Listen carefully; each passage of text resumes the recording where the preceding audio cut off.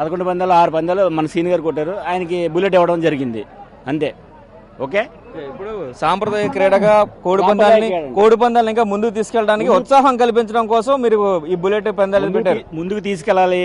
కార్మికులు బాగుండాలి, పనిచేసే వాళ్ళు బాగుండాలి. దానివల్ల ఒక 10 మంది బాగుంటారు, పని చేస్తారు. ఓనర్ బాగుండాలి, మనం బాగుండాలి, అన్ని రకాలుగా బాగుంటుందని చేసేవాడిని అంతే. అంతకుమించి ఇందులో వేరే విధంగా ఏ ఇబ్బంది లేదు, వేరే ప్రోత్సహించడాలు కూడా లేవండి. దయచేసి అర్థం మన సాంప్రదాయాన్ని అలాగే కోడి పందాల పౌల్ట్రీ పరిశ్రమను కూడా పెంచేందుకు అయితే పూర్తిగా నిర్వాహకులు అయితే బుల్లెట్ ని పెట్టా ఉన్నారు. అయితే బుల్లెట్ గెలుచుకున్న వ్యక్తి శ్రీను మనతో ఉన్నారు, ఆయనతో కూడా మాట్లాడదాం. ఏంటి అసలు ఎన్ని పందాలు వేసారు, ఎన్ని పందాలు కొట్టారు? 11 పందాలు సార్. 11 పందాలకి 6 పందాలు మనం విన్నాం. ఎంతెంత పందాలు?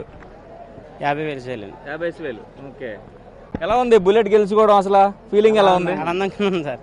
ఆనందంగా ఎక్స్పెక్ట్ చేశారా వస్తుందని? చేయలేదండి. అలా అలా వచ్చింది. గుడ్ ప్రైజ్ కింద వచ్చారన్నారు, వచ్చి తీసుకున్నాం.